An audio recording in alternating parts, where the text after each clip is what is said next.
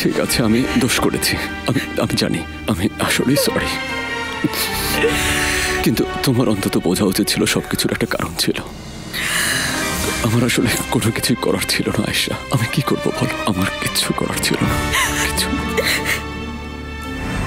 এটা কে রেকর্ড করেছে? এই সিডি কে পাঠিয়েছে? আমি জানি না। তুমি জানো না?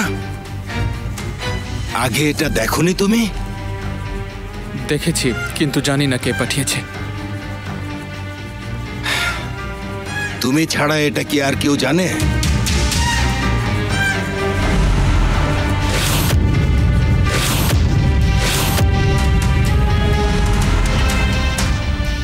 না, কেউ জানে না বাবা। দেখো সদরুদ্দিন, সত্যি করে বলো, আমি আর একদম মিথ্যে নিতে পারছি না। সেফের করেছে, ও লোকটাকে দাফন করেছে।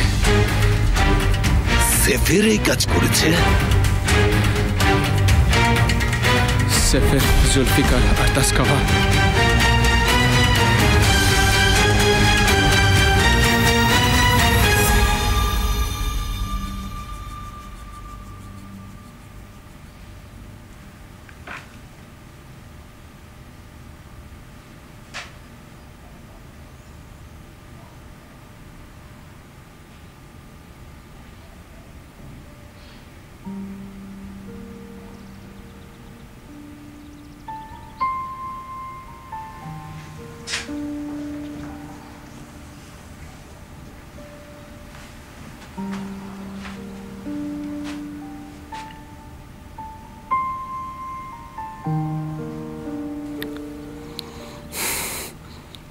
জানি তুমি আমার উপর রাগ করে আছো।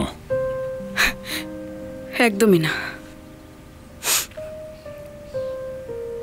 তুমি কি ভাবো নিজেকে? তুমি কে যে তোমার উপরে রাগ করব?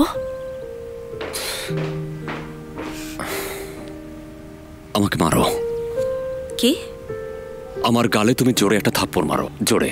বাজে। নিজের রাগের কারণে সবকিছু এভাবে শেষ করো না। কেন? তুমি তো আমাকে ঘৃণা করো। এসব করো না। তাহলে আমি বলছি এসব করো না। আমাকে করো না মুস্তাফা।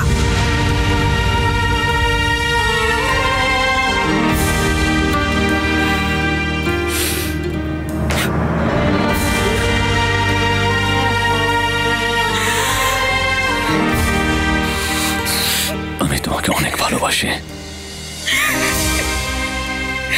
একটা মিথ্যা কোনোদিনও সত্যিটাকে বদলাতে পারে না, বিশ্বাস করো, কোনোদিনই পারে না।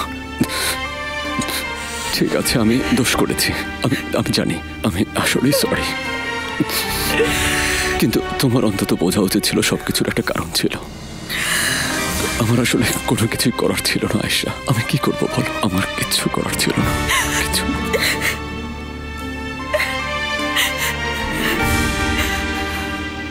এই প্রথম কাউকে বিশ্বাস করেছিলাম, প্রথম কাউকে ভালোবেসেছিলাম। একটু বিবেকে বাঁধেনি না? সত্যি আমি আজকে অনেক অনুতপ্ত, লজ্জিত। আমার ভালোবাসা আমি একটা মিথ্যাবাদীকে, তোমার মতো একটা প্রতারককে কখনোই দিতে পারি না। তোমাকে বিশ্বাস করতে বলছো? কিভাবে বিশ্বাস করবো আমি তোমাকে, বলতে পারো? প্রথম থেকে তুমি কয়টা সত্যি কথা বলেছো আমাকে? এমনও তো হতে পারে তুমি টাকার জন্য এসব করেছো।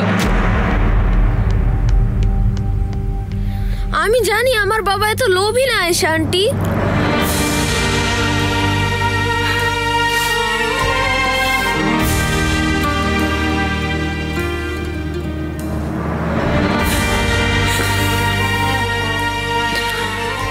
আমি টাকার জন্য এমন করেছি?